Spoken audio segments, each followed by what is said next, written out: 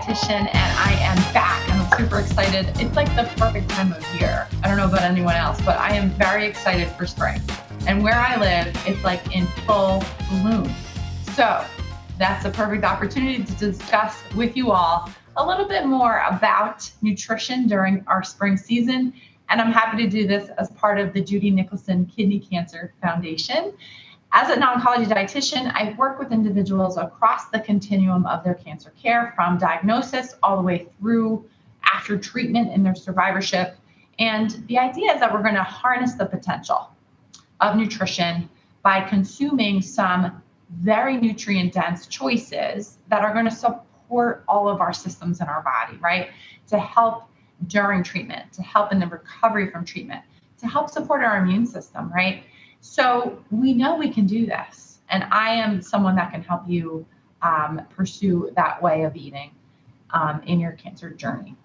So as an oncology dietitian, I do all those things, but I love to talk about different topics of interest during different times of the year, especially with spring that is upon us. So I thought, let me just talk a little bit more about seasonal eating first, and explore ways that we can incorporate seasonal eating and why. Why would we want to do that? Why does that make any good sense? Well, I have just a few. I actually have 5 reasons why I think eating seasonally is worth considering if you're looking to optimize the cancer protective qualities of your diet. The first is that, well, seasonal produce, it stays on the vine, it stays on the tree, it stays on the plant for as long as possible. Right? So it gets the opportunity to become fully ripe, fully matured. And then it's going to actually really get the most in terms of its nutritional growth by doing that. Sometimes when we eat produce that is shipped to us thousands of miles away, it's not given that opportunity. So it's picked too soon, and it hasn't had the potential to really flourish in nature the way we would want our fruits and vegetables to be able to do. So arguably there's some loss of nutrients when we eat foods out of the season. Now, a little disclaimer about that. Experts say that eating fruits and vegetables, no matter what type, no matter what time of year, no matter where they come from, just eating fruits and vegetables, just doing that alone is cancer protective. So I don't want you to feel forced to eat with the seasons if it means you can't access some of these great choices, right? So just eating fruits and vegetables, number one, bottom line, the best thing for us to do in terms of part of a cancer protective diet. However, if we do want to explore other ways to optimize the nutritional density, then eating with the seasons and eating locally can help us do that. So that's number one. That's number one reason why I think it makes sense for us to eat seasonally. The second is that when we eat with the seasons, we actually increase the variety of our diet, right? So this time of year, I am definitely going to eat and find things that are local and with the seasons that I don't any other time of year. So it's really kind of great to look forward to some of my options at different points in the year. And arguably, they think that we are afforded different types of fruits and vegetables during different points of the year that work with the seasons and work with our body's nutritional requirements. So that's actually the third reason why I would argue we should be eating with the seasons. So think about the summer when it's hot and humid and maybe we're perspiring a little bit more. We might need more hydration, right? So we're going to turn towards hydrating fruits and vegetables like watermelon or like cucumber. Very high water content. Certainly eating them adds to the hydration in our diet. But in the cooler months, when things are in season like winter squash or more starchy vegetables, they tend to have less water, but actually a little bit more calories. All really good, healthy calories. But during the cooler months, we might need to kind of store and stock up and eat heartier because we're not promised all of those vegetables for quite some time and all those fruits for quite some time. And so we might need to have some heartier, more dense, a little bit higher calorie options. Something like winter squash is a really good example. The fourth reason why I would argue we might want to eat with the seasons is that it tends to taste better. And I would say these are all in random order. This would probably be my number one reason. If we want to eat more fruits and vegetables, they kind of have to taste good, right? So if you ever try something that's in season compared to something that's out of season, can you compare the two? They literally are not even in the same vicinity of each other, right? We know that in season, fresh, local produce has superior taste. And if you yourself or your loved ones are trying to eat more fruits and vegetables, that's probably the single most important way to do that. And lastly, I promised 5 reasons.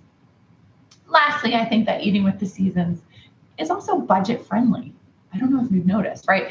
But if you think about the resources it takes to ship things to us from thousands of miles away, that's using a lot of resources, also not very planet friendly, right? So we're probably going to have to spend more money as a whole, as a system, on that whole process, right? But if we travel maybe within 10 miles of where we live to go to a farmer's market or a farm stand, we are using a lot less resources, and that should affect the bottom line and should affect the cost. Now, I find at most of my farmers markets, I do a little negotiation. So I might not need a whole bushel of something like radishes, but maybe I want a half of a bushel. And so I ask, at what cost could I please buy these precious little gems that are available? And very often farmers are happy to do that. So please consider that if you haven't already. Okay, so those are my 5 reasons to think about eating more seasonal with our fruits and vegetables. And I thought as part of today's little presentation, I would also incorporate my favorite 4 standouts of the spring season in terms of our vegetables. So, and this is where I live, so it might be different where you are. And I'd love to hear from you if you want to comment on the YouTube channel. Tell me, what are your favorites? And would you like to learn more about some of your favorites? Because I think that's what really connects all of us together. And I'd love to hear how you engage with the seasons with your eating. All right, so one of my favorites, I'm going to have to start. I have it over here. It's like a bouquet. And that's actually how they recommend we store this really standout seasonal vegetable. You see what it is, right? Asparagus. And this was first cultivated like 2,500 years ago. And it's Greek. Did you know that? And so the word asparagus is Greek and it stands for stalk or shoot. And if you've ever seen asparagus grown, it kind of shoots up out of the ground. And I think that's like the epitome of spring, right? Spring is on its way once we start to see those little shoots coming out of the ground. So you can certainly grow your own if you haven't ever tried. But these little shoots are so delicious and so tender at the start of the spring season. You will find green asparagus, but if you're lucky enough at either your grocery store or certainly at your farmers markets, you may find also other varieties. So you might see a purple asparagus or a white asparagus, and I think they all have different flavors and definitely different compounds in them that I'm going to talk about in a little bit. So asparagus is a really well-balanced vegetable. There's quite a bit of fiber in this. There's also a B vitamin called folate, and that's responsible for building new cells, especially red blood cells. It also helps to repair our damaged DNA, so really good in terms of cancer protection. We also find some minerals in here like iron, and then also vitamin A, which is important for our immune system. So asparagus, I love to actually just take my stalks and bend, and where it snaps is probably where it's going to be the most edible. I might save these ends to make my own veggie stock or to make like a cream of asparagus soup, right, with these ends so that I'm using all of the asparagus, all of the vegetable, and not wasting any of it. I also have found delicious ways to prepare asparagus, including raw. Did you know you can have asparagus raw? Yes, that's right. So if you find thicker stalks, and this is a little guy, but if you find thicker stalks, you can peel them with a vegetable peeler and peel some ribbons and make a very nice, delicate asparagus ribbon salad, and it's delicious. So that's one of my first favorites, asparagus. We're going to put him back up here. Next up, I'm going to pull over my bowl, and hopefully you can see a little bit inside of this bowl. We have a couple options that I'm going to get into in just a moment. This is something you probably are familiar with, the radish. So the greens are detached because this is something I had to buy at the grocery store. Did you know, you probably are familiar with the red radish, right? But did you know there's other colors? So this is a purple radish. and this is a white radish. And so radish, if you're not familiar with it, it's a cruciferous vegetable. And in the world of cancer protection and nutrition, cruciferous vegetables are rock stars. And they have a compound called isothiocyanate. Yes, you can impress all your friends and family by using that word, isothiocyanate. Say that 5 times fast. So isothiocyanate is a compound that's made when we cut into cruciferous vegetables, but especially the radish, or when we bite into it, and it gives us that like pungent, spicy flavor, right? It's the same compound that's created in wasabi or horseradish and even mustard greens. It's got like that bite that gets you kind of in the back of the throat. And it turns on the tumor suppressor gene. We want that gene turned on as much as possible, right? And it also helps to slow abnormal cell growth. So we want that. If cells are growing abnormally, as in cancer, we want to slow down that process. It also helps to stimulate the destruction of abnormal cells. So when a cancer cell is starting to act abnormal in its early stages, we want our own body to recognize that and turn off that process.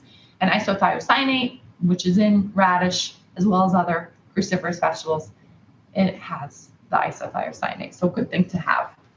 Radishes also have other compounds, including vitamin C. So we all know vitamin C is a really potent antioxidant and great for our immune system as well.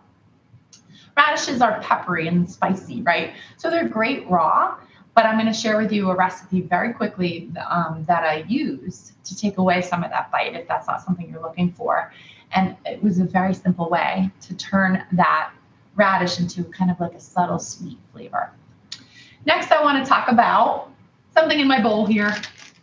These are my English peas or spring peas or garden peas. Another great example of a vegetable that's like the epitome of spring. All parts of the pea plant are edible. Another thing to say 5 times fast. All parts of it are edible. So the roots, the shoots, the tendrils that come off of the pea plant, the leaves, they're really delicious. And I've seen them at farmers markets. So if you look for them and you're lucky enough, there's a very short window during the spring that we can take advantage of how delicately delicious those are. Now, I love peas in my recipes. They're a great example of a plant protein, and they're also high in fiber. Really good for our gut. We also know that peas and other legumes have prebiotics. So if you're not familiar with prebiotics, those are the special fibers found in some of our plant foods, but peas definitely have it. They are fibers that feed our beneficial microbes that live in our gut. And so when our beneficial microbes are fed, they're happy. And they're also very active as well. And we want them that way so that they work in our favor. And what they do is they secrete some anti-inflammatory compounds. They help support our immune system. All really great for us. Really, really good. So good thing to add to our grocery list and to our diet this time of the year. Also, we're gonna finish with the last. I promised 4, right? So you probably saw them sticking out of my bowl when I was pointing this out earlier. So you know the humble carrot, right? And you probably know the orange one, the ever popular one. This was bred by the Dutch, and I think it was related to some conflict that they had, and this was their way of celebrating victory. They bred some orange carrots, and that's what we've become familiar with here. But did you know some of our earliest carrots were different colors? And so that's what I have here in my bowl. I have the white carrot. I have the yellow carrot. I have a red carrot. And I also have, I have to dig a little bit, oops, and not drop it. I have a purple carrot. It looks like the red carrot, but we're going to go with it. And have you ever had rainbow carrots? That's what these are, rainbow carrots. And so they're just different versions, different varieties, but still taste like a carrot. And the colors in these, just like my radish, they have different compounds. So they still have all the nutritional properties of a carrot, but because there's color now, these offer phytochemicals. So when we eat a red radish or a red carrot, we might be getting some anthocyanins. That's just like eating a red raspberry or a blackberry. Those colors impart antioxidant and anti-inflammatory properties to the produce, which is really, really good for us. And it's a way to get variety, right? Like maybe I didn't eat my red raspberries or blackberries, but I can eat a red or purple carrot. That's how I get my anthocyanins for that day, right? Now I want to show you the inside of one of the purple carrots. That's what it looks like inside. So talk about eating the rainbow. This makes the dietitian very happy. Now, I think this is also very visually enticing, right? And I think if we're looking to help our loved ones or ourselves eat more fruits and vegetables, this is one way to do it. Visually, it's very appealing. So it's a great way to incorporate some more different options in terms of your spring seasonal produce. Now, what did I make? I made 2 separate recipes out of what you see here, plus some additional helpers. I started with my asparagus, my rainbow carrots, and basically my rainbow radishes. And all I did is very simply roast them. So this is what you're seeing on the plate. All I did is take my baking sheet, lined it with parchment paper, tossed these, I cut them up, I trimmed them uniformly in the same size, tossed them with some olive oil, sprinkled some salt on top, and roasted them away for about 20-25 minutes. And they transform in terms of flavor. Now, the asparagus was a little small, so I had to add that after, right? Because I didn't want it to overcook.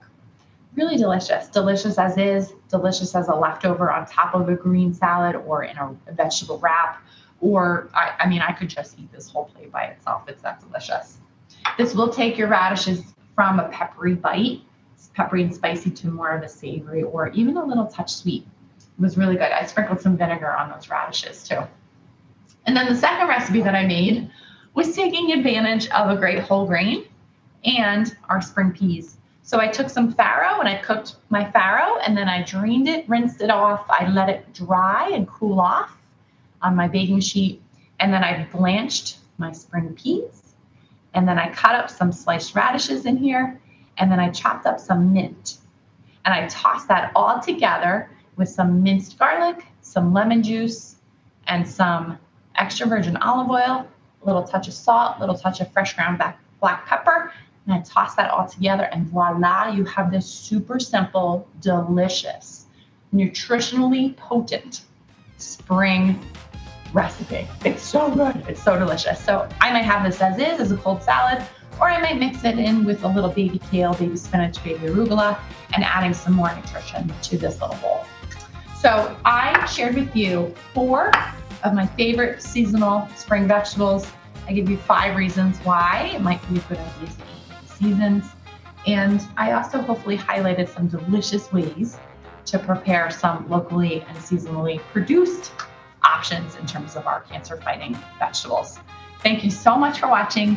It's good to see you again, and I hope you are enjoying the spring.